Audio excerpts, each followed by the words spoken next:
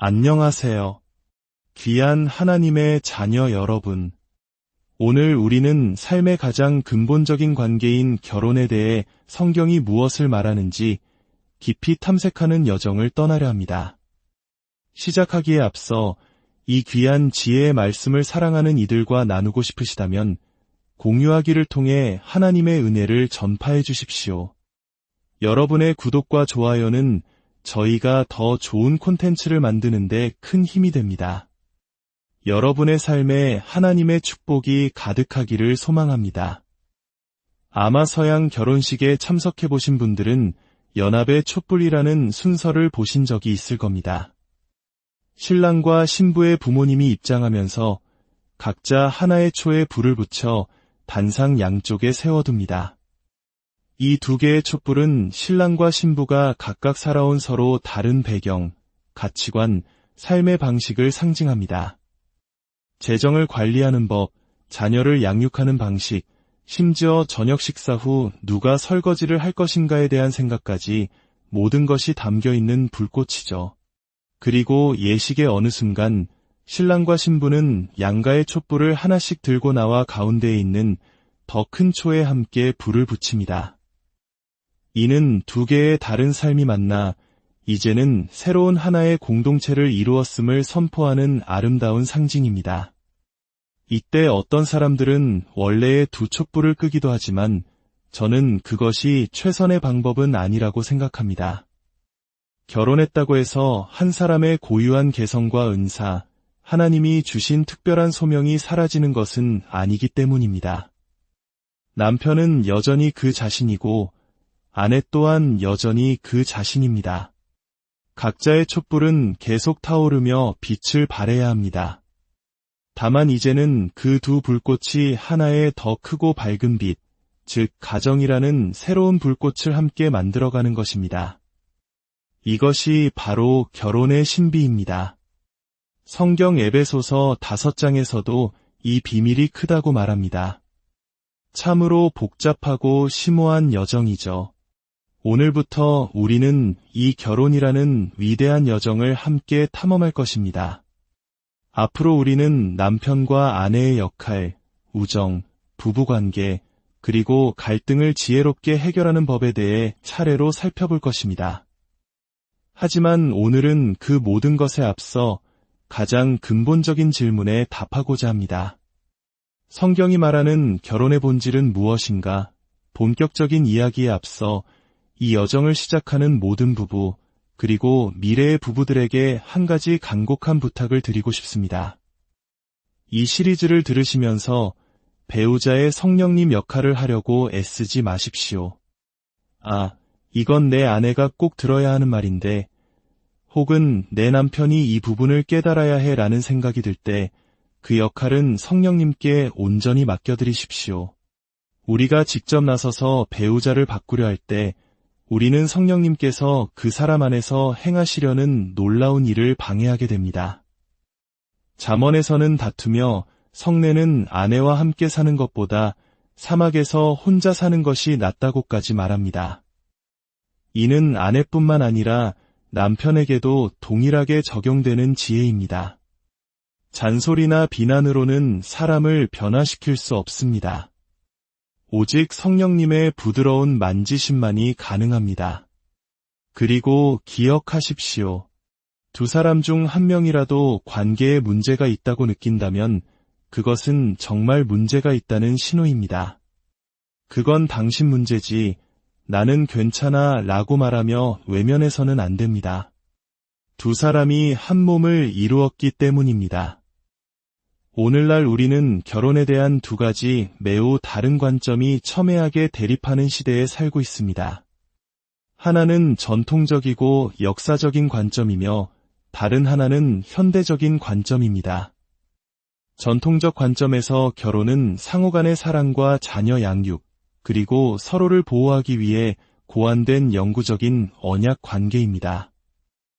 이것은 단순히 두 사람의 합의를 넘어선 엄숙한 맹세였습니다. 이 관점에서 결혼의 중요한 목적 중 하나는 각 개인이 자신의 이기적인 충동과 욕구를 공동의 선을 위해 내려놓고 복종시키는 법을 배우는 것이었습니다.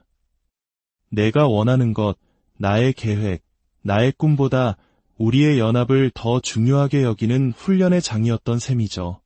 가톨릭에서는 결혼을 하나님의 은혜가 임하는 성사로 보았고, 우리 개신교에서는 모든 인류가 번성하도록 하나님께서 주신 일반 은총의 범주로 이해했습니다.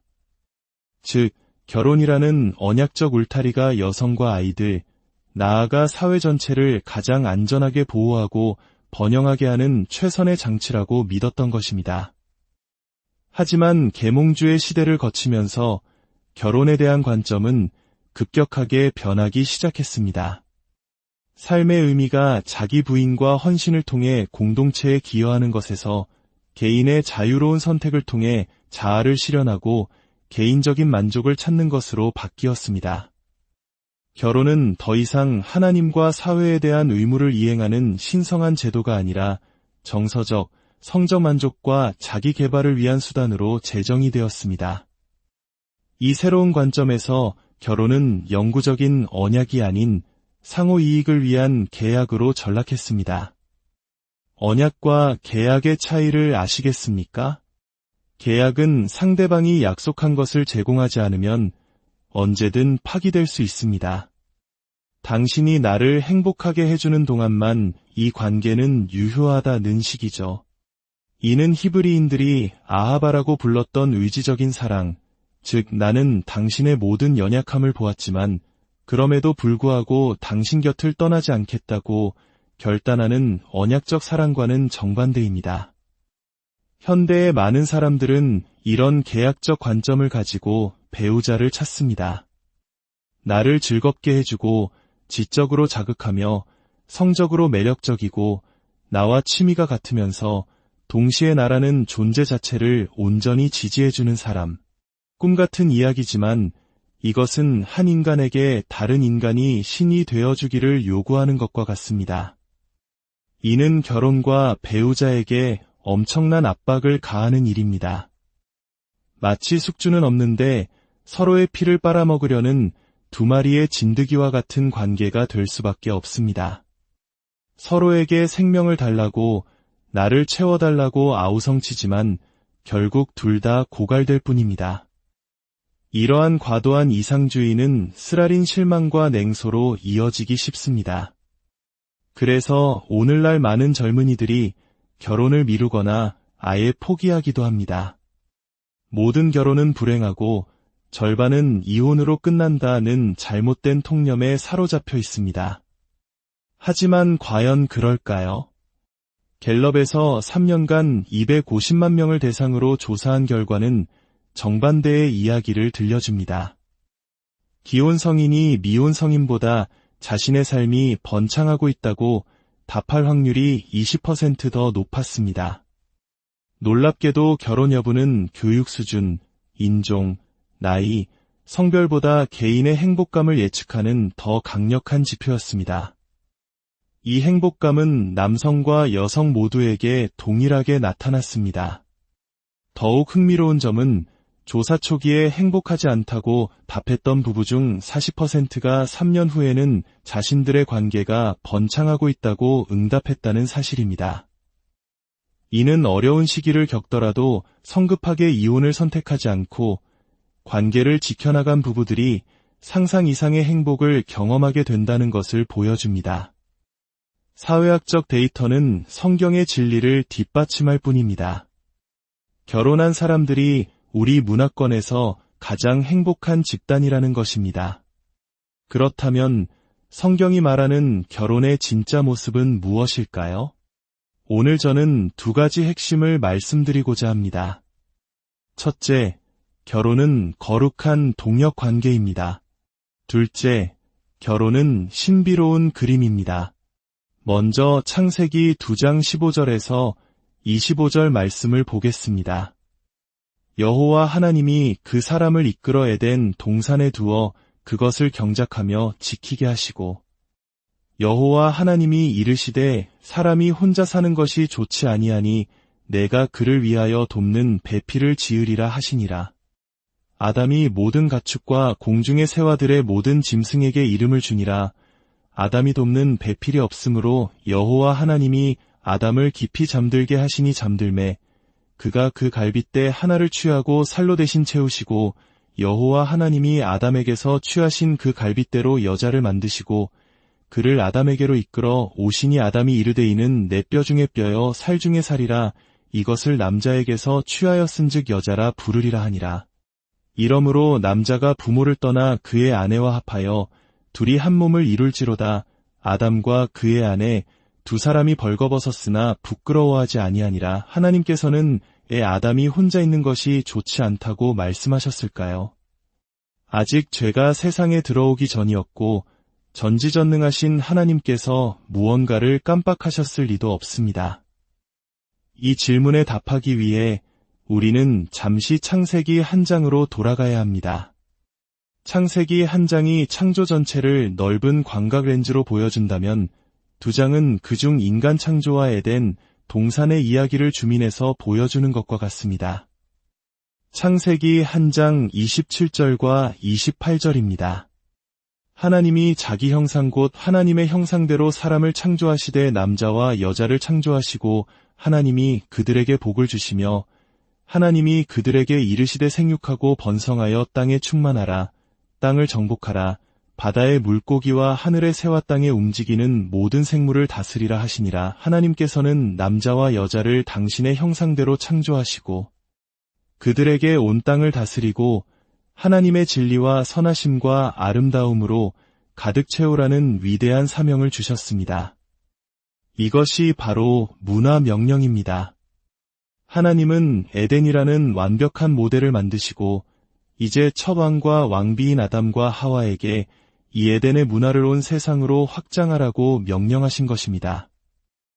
아담은 이 사명을 홀로 감당할 수 없었습니다.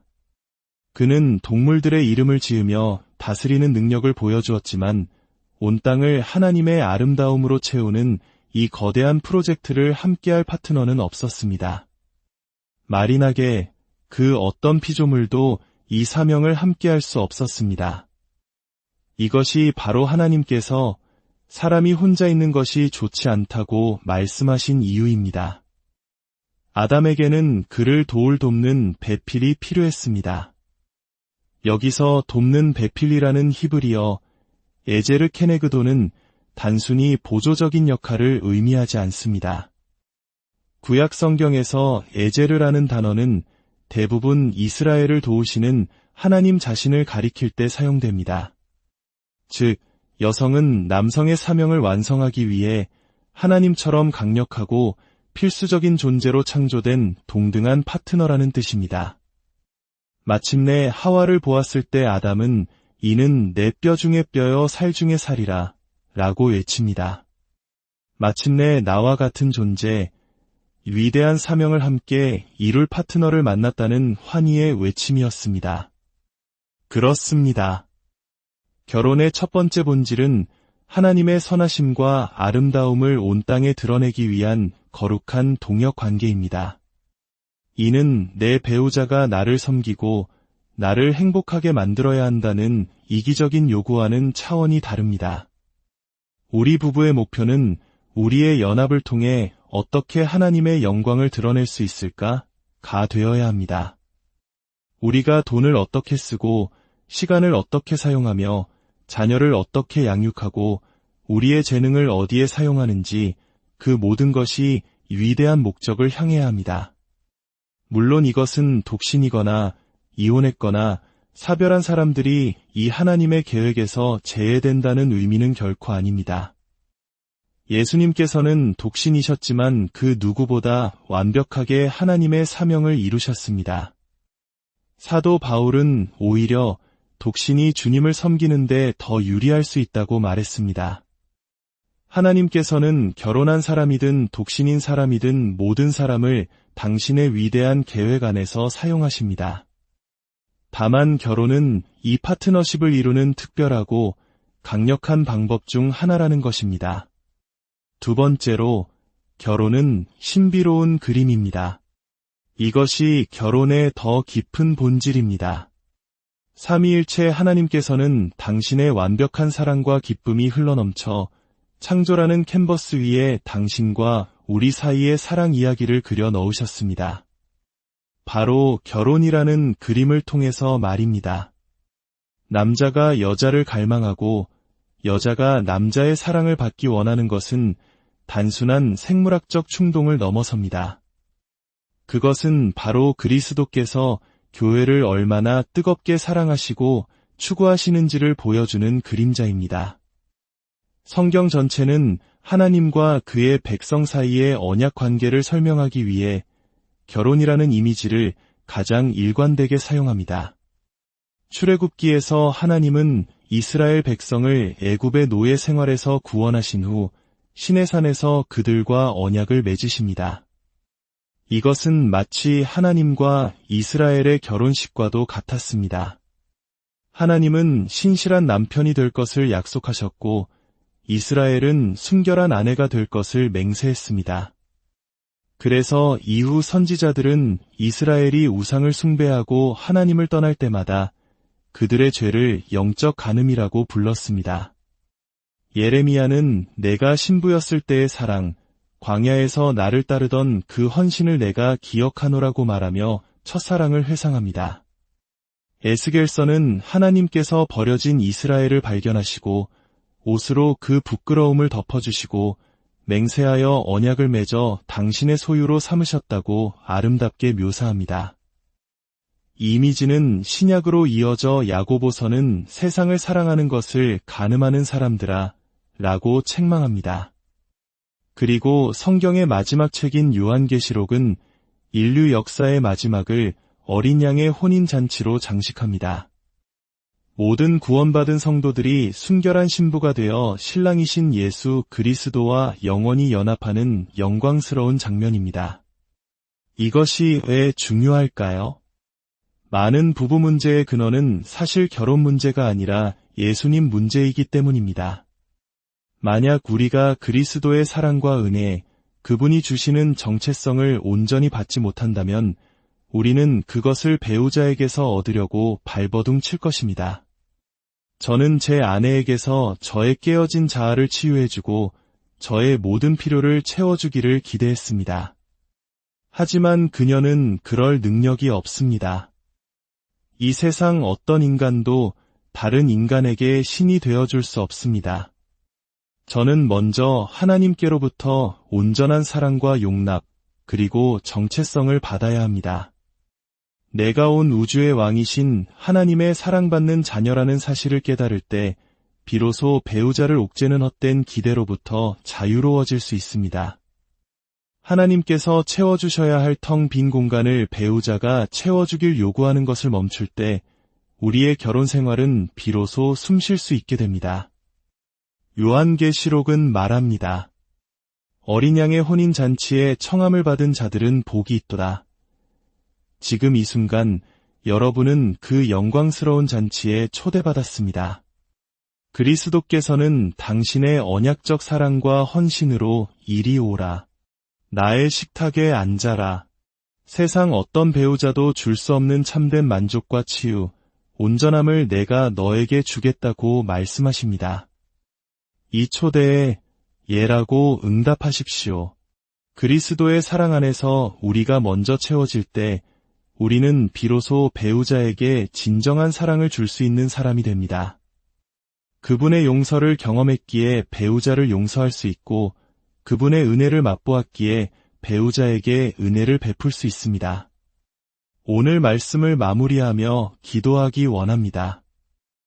혹시 오늘 말씀을 들으며 성령님께서 여러분 마음속에 배우자에게 너무나 비현실적인 기대를 하고 있었다는 것을 깨닫게 하셨을지도 모릅니다. 그렇다면 용기를 내어 배우자에게 이렇게 고백해 보십시오. 여보, 미안해요. 내가 당신에게 하나님이 되어주기를 바랐던 것 같아요. 당신이 채워줄 수 없는 것들을 요구하면서 분노하고 실망했어요. 나를 용서해 주세요. 이 작은 고백이 여러분의 가정을 치유하고 회복하는 위대한 첫걸음이 될 것입니다. 아버지 하나님, 오늘 우리에게 결혼의 신비로운 진리를 깨닫게 해주시니 감사합니다. 우리의 결혼이 세상의 방식이 아닌 하나님 나라의 방식대로 세워지게 하옵소서. 서로에게서 만족을 구하는 것이 아니라 먼저 주님 안에서 온전히 만족하며 그 사랑을 배우자에게 흘려보내는 거룩한 동역자가 되게 하여 주시옵소서. 이 자리에 있는 모든 가정과 개인 위에 상처를 치유하시고 관계를 회복하시는 주님의 놀라운 은혜가 임하기를 간절히 기도합니다. 우리 주 예수 그리스도의 이름으로 기도합니다.